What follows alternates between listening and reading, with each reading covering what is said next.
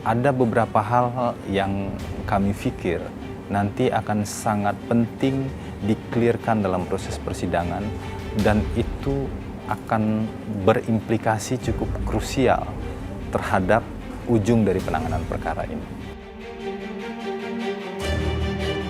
Apa motifnya? Karena kita dengar pelecehan seksual menjadi motif yang mendorong Ferdy Sambo untuk melakukan pembunuhan tersebut, ya, seorang jenderal bintang 2 gitu ya. Yang kita ingin tahu, pelecehan seksual seperti apa yang dialami oleh klien Anda? Beberapa kali ia bilang pada kami bahwa penyesalannya. Jadi saya betul-betul menyesal kenapa begitu emosional pada saat itu.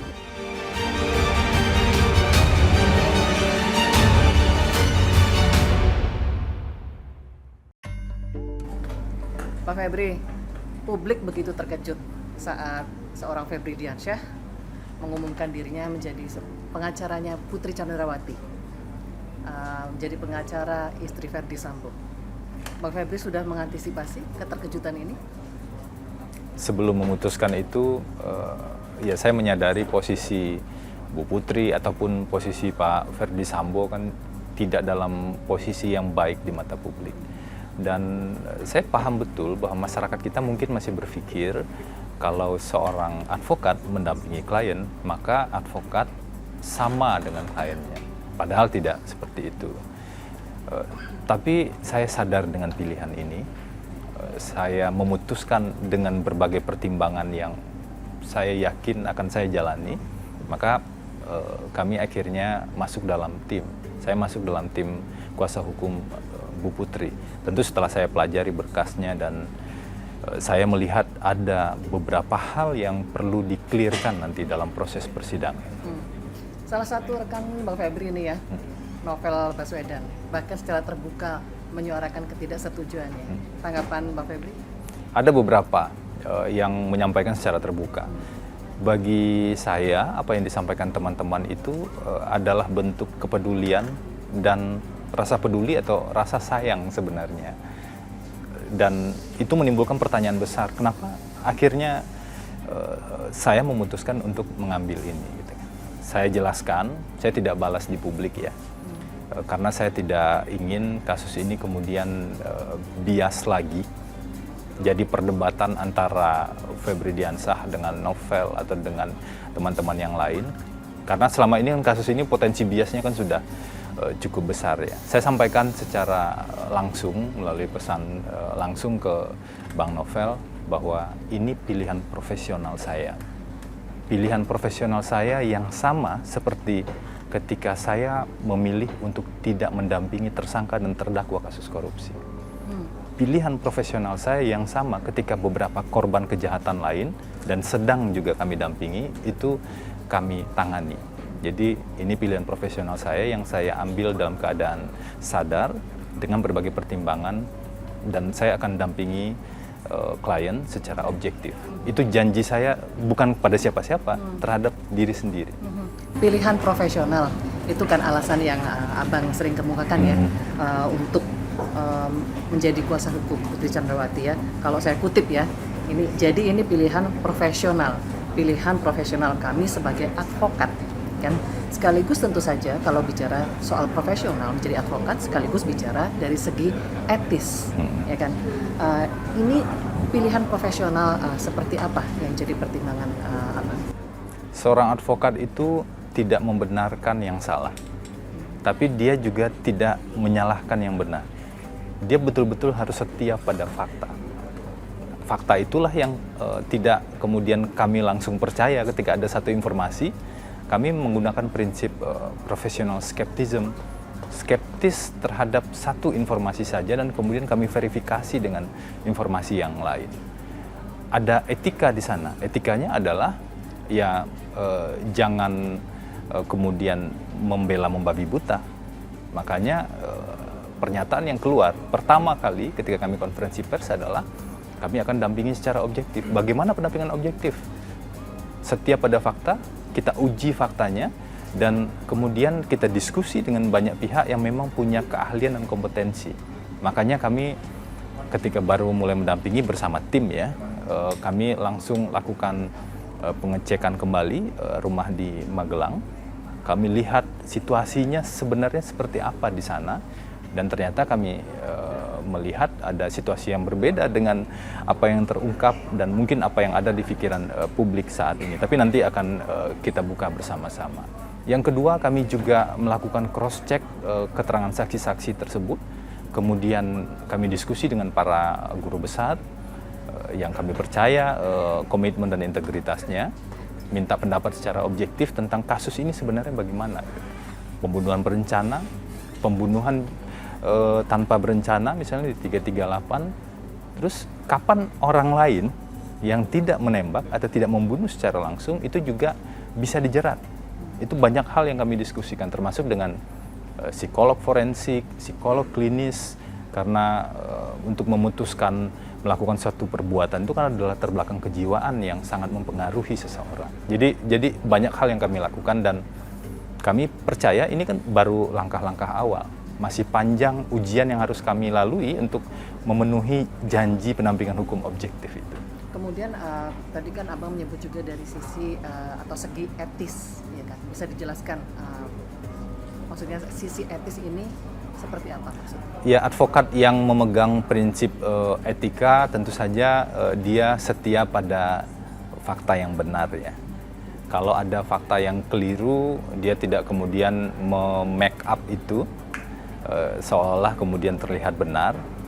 Apalagi kasus ini kan sudah diawasi publik secara luar biasa. Jaksa juga nanti tentu akan menghadirkan fakta-fakta. Jadi sebenarnya jaksa, fakta versi jaksa, fakta versi advokat, dan fakta versi hakim, fakta itu kan berada di tengah-tengah. Kalau kita visualkan, di sebelah kanan ada advokat, di sebelah kiri ada jaksa, di depan ada hakim, fakta ada di tengah-tengah. Ini yang kita uji.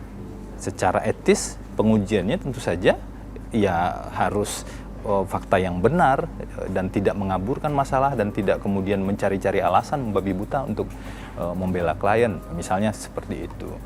Dan juga tentu etika-etika lain bahwa dalam proses peradilan kami akan ikut prosedur hukumnya dan menyarankan klien untuk ikut prosedur hukumnya, dan memastikan yang kami lakukan adalah dalam kerangka membela hak-hak klien, hak yang dibela sebenarnya. Itulah tugas advokat. Membela hak-hak klien. Tapi sebagai pengacara ada pasti mungkin arah atau target untuk memenangkan klien juga. Seberapa Bang Febri yakin bisa mendampingi klien untuk memenangkan kasus ini? Sejak awal saya bilang ini, dalam kasus ini kita tidak lagi bicara soal menang kalah, tapi tantangan terbesarnya adalah bagaimana membuka fakta-fakta yang ada dan kemudian itu dilihat oleh siapapun di persidangan tersebut, termasuk publik, karena persidangan nanti akan bersifat terbuka, kecuali mungkin yang terkait dengan ada kesusilaan ya, itu tergantung sepenuhnya nanti pada majelis hakim. Tantangan terbesarnya adalah bagaimana mengungkap fakta ini dan fakta itu dilihat sebagaimana mestinya secara objektif oleh semua pihak. Jangan sampai, harapan kami, jangan sampai ada penghakiman sebelum hakim menjatuhkan putusan. Itu yang memang betul-betul harus dijaga. Jadi lebih ke pengungkapan fakta daripada keinginan untuk memenangkan kasus. Ini sudah disampaikan dan disetujui oleh klien? Saya sampaikan langsung. Saya sampaikan langsung pada Bu Putri. Tapi karena perkaranya terkait, tentu saya sampaikan juga dengan Pak Ferdi Sambo bahwa kami akan mendampingi secara objektif. Artinya akan setia pada fakta tersebut. Selain soal mengungkap fakta, ada satu hal yang juga sangat penting. Kami sebagai advokat juga pasti punya empati dan merasakan bagaimana kemarahan publik, kesedihan publik, dan juga yang harus kita hargai adalah bagaimana kesedihan keluarga korban. keluarga korban pasti membutuhkan dan menginginkan ada keadilan di sini. Keadilan di ruang pengadilan nanti hanya bisa terwujud kalau fakta-fakta ini dibuka secara terang, sehingga yang melakukan dihukum sesuai dengan perbuatannya, yang tidak melakukan tentu tidak dihukum. Tidak mungkin keadilan bisa terwujud kalau yang melakukan bebas misalnya, tapi yang tidak melakukan justru diproses secara hukum dan dihukum misalnya apakah penjara atau hukuman-hukuman yang lain. Makanya di konferensi pers pertama kami menyebutnya pilihan sikap objektif ini adalah janji ke diri kami sekaligus ikhtiar agar keadilan yang terwujud itu adalah keadilan untuk semua.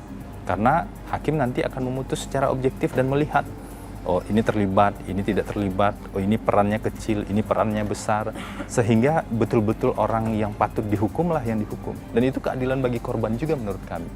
Meskipun sekali lagi tentu saja kita juga paham apapun yang terjadi saat ini itu tidak bisa mengobati sepenuhnya orang tua dari korban. Klien Anda didakwa oleh pasal 338 dan juga 340. Mungkin sebagai pengacara, Bang Febri sudah membaca lah ya berkas-berkas, dakwaan dan lain sebagainya yang terkait gitu.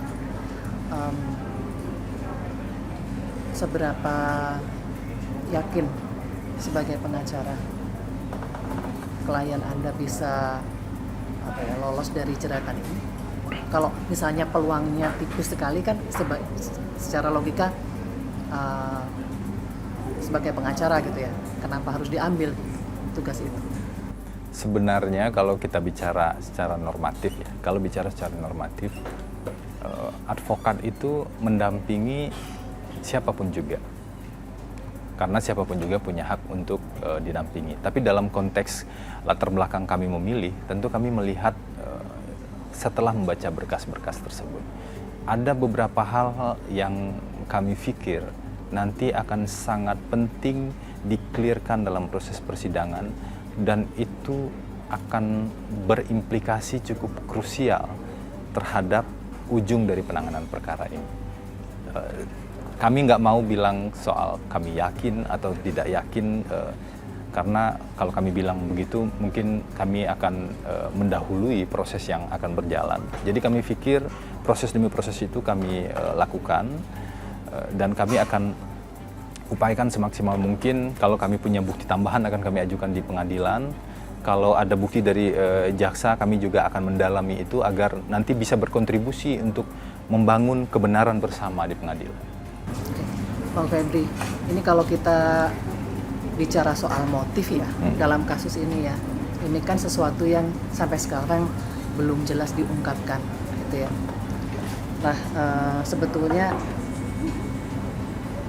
apa motifnya? Karena kita dengar pelecehan seksual menjadi motif yang mendorong Ferdy Sambo untuk melakukan pembunuhan tersebut ya, seorang jenderal bintang 2 gitu ya. Yang kita ingin tahu, pelecehan seksual seperti apa yang dialami oleh klien Anda? Ada dua aliran besar kalau kita bicara soal pasal pembunuhan ya, 340 dan 338. Ada yang mengatakan motif itu tidak penting. Ada yang mengatakan seperti itu karena yang dilihat adalah dampak atau akibat matinya seseorang. Unsur-unsur pasalnya nggak bicara soal motif. Tapi ada yang berpendapat motif itu penting untuk melihat dari aspek pertanggungjawaban pidananya. Jadi itu dua hal yang berbeda, unsur pasalnya dan pertanggungjawaban pidananya. Kami tentu tetap akan menunjukkan nanti peristiwa-peristiwa yang terkait dengan apa yang terjadi di tanggal 8. Pembunuhan kan terjadi di tanggal 8 dengan lokasi di Duren 3. Tapi ada peristiwa kaitan di tanggal 7 dan juga di tanggal 4 di Magelang dan juga di Jakarta yang tentu akan juga kita buktikan bersama-sama. Saya yakin di berkas juga sudah dituangkan, meskipun kami juga nggak tahu nanti jaksa akan memasukkan di dakwaan atau tidak. Tapi demi lebih terangnya peristiwa ini, maka satu persatu apa yang terjadi di sana akan kami ungkap. Kami belum bisa mengatakan apa sebenarnya motif atau latar belakang pembunuhan tersebut, gitu kan. Tapi nanti kita akan melihat bersama-sama dari rangkaian fakta-fakta tersebut. Satu hal yang mungkin bisa saya sampaikan, ada satu peristiwa yang terjadi di tanggal 8 ketika Bu Putri baru setelah kembali dari Magelang di lantai 3 di rumah Sangguling itu menyampaikan situasi yang sangat tidak mengenakan dan yang membuat Pak Ferdi Sambo sangat emosional pada saat itu, sehingga ada rentetan peristiwa setelah itu. Itu mungkin secara umum bisa kami sampaikan. Makanya ketika kami ketemu dengan Pak Ferdi Sambo, beberapa kali ia bilang pada kami bahwa penyesalannya. Jadi saya betul-betul menyesal kenapa begitu emosional pada saat itu. Gitu kan. Nah itu yang seperti yang disampaikan ke kami, tapi di balik semua itu kami paham juga tantangannya kan nggak sederhana. Ada kebohongan yang pernah terjadi. Ada situasi ketika saya nggak tahu berapa puluh, ratusan, ribuan atau berapa orang yang menerima kebohongan tersebut. Makanya kami membagi kasus ini menjadi 3 fase agar kita juga lebih jernih melihat. Fase pertama dari tanggal 4 misalnya sampai dengan tanggal 8, ini fase peristiwanya. Fase kedua, ini yang kita sebut dengan fase kegelapan tadi. Fase skenario. Mungkin tidak berlebihan saya sebut, ini fase kebohongan. Ini terjadi. Kemudian ada fase ketiga, proses hukum lanjutan, yang sampai sekarang masih berjalan. Kami masuk di fase ketiga. Kami sadar betul sulit menjelaskan pada publik karena publik masih kadang-kadang mungkin masih nggak bisa lupa apa yang terjadi di fase kebohongan ini. Tapi untuk menemukan kebenaran di fase ketiga kan kita harus membuat sebuah garis. Mana fase kebohongan, fakta apa saja yang bohong, dan mana proses hukum yang harus diverifikasi satu persatu. Nah ini tantangan yang tidak mudah memang bagi kami dan mungkin juga bagi semua pihak yang terlibat di pengadilan nanti. Mungkin tantangan, kalau dibilang tantangan yang tidak mudah untuk pengacara, ini mungkin sebuah tantangan juga yang tidak mudah untuk publik, gitu kan, untuk bisa mempercayai karena seperti yang tadi Bang Febri sampaikan, ada fase kegelapan atau fase kebohongan di situ. Fase tengah ya, fase tengah, kebohongan gitu. ya, fase kegelapan. Nah, betul. Sementara dari rentetan peristiwa itu ya, baik di Magelang maupun di Jakarta, ada beberapa peristiwa yang hanya bisa dikonfirmasi oleh korban Joshua yang sudah tidak bisa kita tanya lagi, dan misalnya klien Bang Febri di sini Ibu Putri Chandrawati gitu ya, seperti misalnya peristiwa di kamar di rumah di Magelang. Banyak pertanyaan yang muncul kemudian ya, mengapa Ibu Putri tidak langsung melakukan visum misalnya setelah peristiwa itu terjadi. Kemudian apakah bisa Bang Febri sampaikan apa hasil tes kebohongan dari Putri Chandrawati terkait berbagai peristiwa ini? Jadi yang melakukan tes tersebut kan penyidik ya. Saya pikir kurang tepat juga kalau kami yang kemudian menginformasikan pada publik apa hasil tes tersebut. Jadi kalau penyidik mau mengumumkan silakan, itu domain penyidik, dan kalau nanti dibuka di persidangan kita mungkin bisa sama-sama tahu bagaimana hasilnya. Meskipun ada banyak perdebatan dan diskusi juga terkait dengan tes kebohongan tersebut. Dan yang kedua yang saya pikir juga penting adalah dalam kerangka objektivitas tersebut memang satu keterangan itu perlu didukung dengan keterangan-keterangan yang lain atau bukti-bukti yang lain. Misalnya mungkin tidak ada bukti langsung pada saat itu, tetapi ada bukti visum misalnya begitu, tapi dalam konteks ini kan tidak ada visum. Atau misalnya ada asesmen psikologi yang dilakukan, secara fisik mungkin visum, secara psikologi visumnya dalam tanda kutip adalah asesmen psikologi tersebut. Yang kedua ada yang disebut dengan circumstantial evidence. Jadi bukti-bukti lain yang saling terkait satu dengan yang lainnya yang bisa membangun satu menjelaskan satu fakta besar. Nah, itu juga menjadi concern kami untuk melihat lebih jauh apa yang terjadi di tanggal 4 dan di tanggal 7 di Magelang. Karena kami pikir ini cukup menentukan nanti kemana arah dan apa hasil putusan pengadilan nanti. Bang Febri, klien Bang Febri ditahan sehari setelah Abang menjadi pengacaranya ya. Apa alasan penahanan Putri Chandrawati? Kalau alasan penyidik itu sebenarnya cuma dibagi dua ya. Satu alasan objektif, yang kedua alasan subjektif seperti itu. Tapi tampaknya yang saya lihat seperti yang disampaikan oleh Kapolri juga, penahanan itu dilakukan untuk mempermudah proses di pengadilan nanti karena berkas juga sudah lengkap, dari penyidikan sudah selesai, tinggal beberapa proses administrasi penyerahan barang bukti, berkas dan tersangka yang akan dilakukan pada penyerahan tahap 2. Bagaimana Bang kondisi klien Anda saat ini? Terakhir saya ketemu kemarin sebelum ditahan ya. Ketika saya ketemu sebelum ditahan itu memang saya agak menyusul datangnya setelah dari Bandung ada penugasan saat itu. Tapi kami sempat bicara, Bu Putri banyak bicara tentang anaknya ke saya.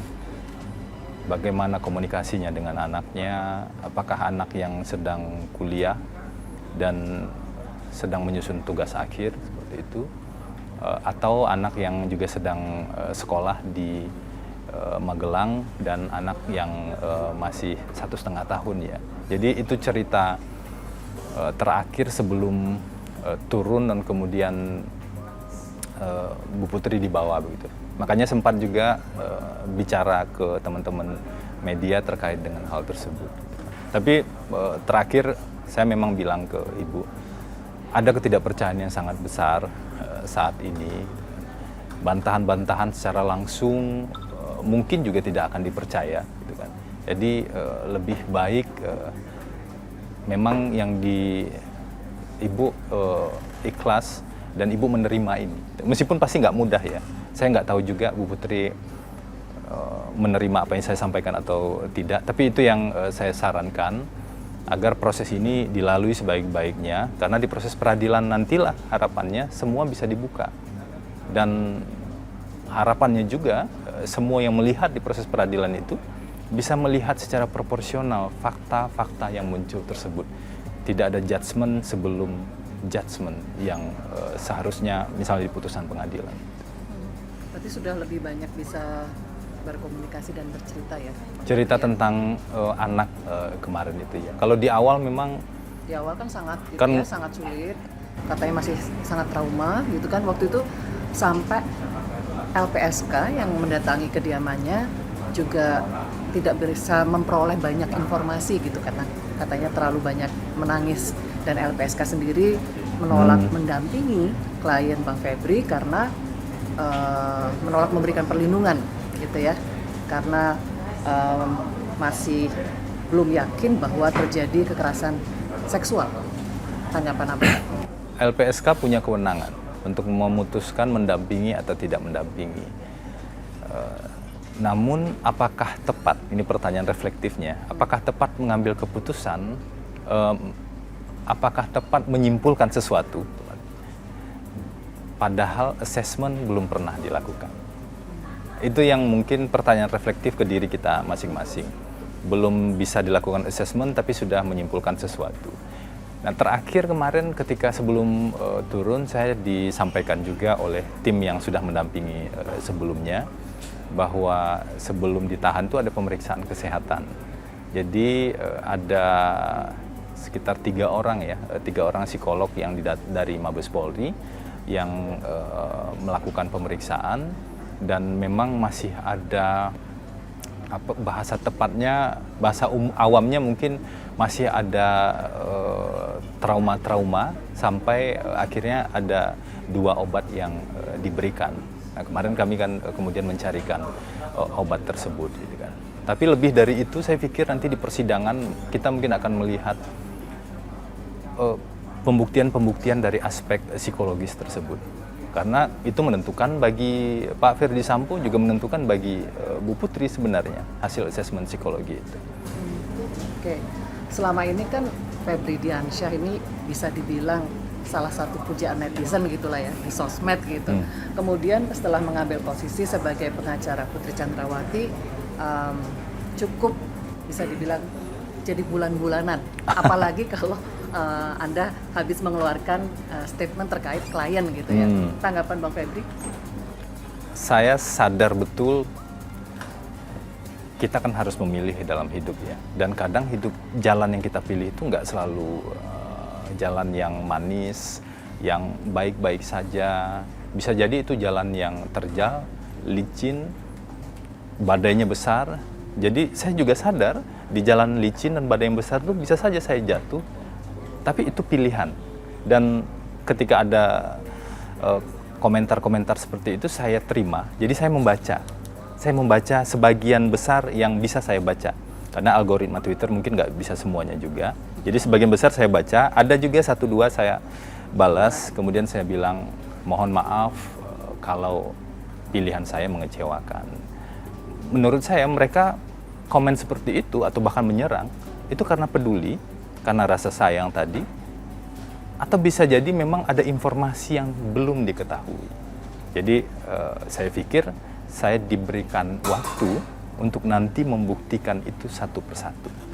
Apapun nanti respon yang saya terima, apapun responnya nanti mau makian, pujian, atau saya nggak tahu juga nanti, ya itu mau tidak mau harus diterima. Nggak apa-apa. Oke.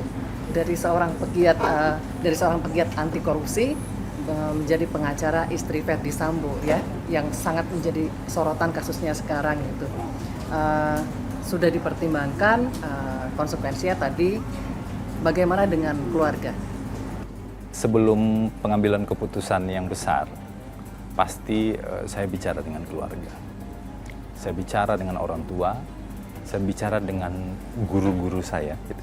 Jadi orang-orang yang saya hormati, gitu kan. Setelah itu baru keputusan diambil. Orang tua saya mungkin juga sudah tahu bagaimana anaknya tumbuh dari kecil sampai besar, diajarkan seperti apa. Pertanyaannya sederhana setelah saya jelaskan, kamu yakin? Saya jawab, saya yakin. Ya sudah, kamu jalan terus. Mama doakan. Semoga kebenaran betul-betul nanti terungkap. Dan itu kekuatan yang lebih besar saya pikir untuk membantu saya jalan di jalan yang licin dalam kondisi badai besar ini. Bisa jadi saya sampai di ujung, bisa jadi juga tidak sampai. Saya nggak tahu ke depannya bagaimana. Karena ini sebuah keputusan yang bisa dibilang unpopular gitu ya. Ya, kita kan nggak selamanya berada pada posisi disukai orang. Kebenaran tidak hanya muncul di lampu yang terang kadang-kadang. Kadang-kadang kebenaran muncul di dalam lumpur kan, atau di tempat-tempat lain. Kita nggak pernah tahu itu. Ini memang pilihan yang nggak mudah, tapi saya akan jalan. Oke, pertanyaan terakhir nih, Bang Febri. Bagaimana seorang Febri Diansyah melihat perjalanan kasus ini? Karena kan ini sebuah kasus yang menurut saya cukup unik ya. Dalam artian kalau biasanya kasus itu dibuka dan diadili di pengadilan, ini sebelum masuk pengadilan bisa dikatakan tersangkanya sudah diadili di sosial media. Kalau kita kenal sebelumnya istilah trial by the press, ini tidak hanya ini oleh sosial media. Tanggapan atau bagaimana Febri Diansyah melihat perjalanan kasus ini hingga saat ini? Netizen tuh nggak sepenuhnya bisa disalahkan menurut saya ya. Jangankan netizen secara umum, beberapa orang yang kita tahu terbiasa untuk melakukan klarifikasi, sekarang cukup sulit menerima informasi-informasi yang mungkin nggak populer seperti itu. Kenapa nggak bisa disalahkan sepenuhnya? Karena ada kontribusi skenario kebohongan tadi. Jadi itu tugas pertama kami untuk memilah mana fase kedua skenario kebohongan dan mana fase yang harus kita simak bersama-sama agar lebih terang benderang nanti di persidangan. Itu tantangan juga bagi kami. Jadi saya rasakan ini tugas pengacaranya jadi double ya. Meyakinkan orang yang sudah dibohongin itu kan kerja 2 kali lipat lebih sulit daripada memenangkan kasus yang biasa. Apa nanti kira-kira upaya atau strategi yang akan dilakukan oleh tim pengacara? setiap ada fakta. Makanya kata kunci pertama yang kami sampaikan adalah kami akan dampingi secara objektif. Kami berharap, harapannya sederhana. Harapan kami tidak kemudian orang semuanya kemudian percaya dengan apa yang kami sampaikan. Enggak demikian. Harapan kami sederhana. Semua orang atau orang-orang yang punya kepentingan dengan kasus ini melihat pada fakta demi fakta yang akan muncul di persidangan. Fakta itu bisa diuji, bisa gagal, bisa berhasil gitu ya. Maksudnya ada fakta yang kuat, ada fakta yang lemah, itu bisa diuji nanti di ruang tengah pengadilan itu. Menurut saya itu satu-satunya cara untuk bisa mengajak semua pihak untuk melihat kembali kasus ini. Kalau Bang Febri sangat yakin pada fakta gitu ya, setiap ada fakta dan sebagainya, apakah Bang Febri dan tim pengacara berharap persidangannya nanti bersifat terbuka? Persidangan kan prinsipnya dilakukan secara terbuka ya. Bahwa ada aturan-aturan teknis di pengadilan soal peliputan itu di luar domain kami. Tapi ada satu regulasi juga yang kami ketahui terkait dengan persidangan kalau untuk isu kesusilaan. Itu kan memang Mahkamah Agung sudah membuat pengaturan itu, dan saya pikir itu bukan hanya standar di Indonesia tapi juga di banyak negara ya. Jadi nanti kita lihat penjadwalannya dari pengadilan, kemudian teknisnya bagaimana. Karena dalam penegakan hukum di Indonesia itu kan kita nggak hanya bicara hukum, tapi kita bicara juga publik yang juga sangat ingin tahu bagaimana perkembangannya. Febri Diansyah, terima kasih sudah meluangkan Terima kasih, waktu dan mampir ke newsroom kami.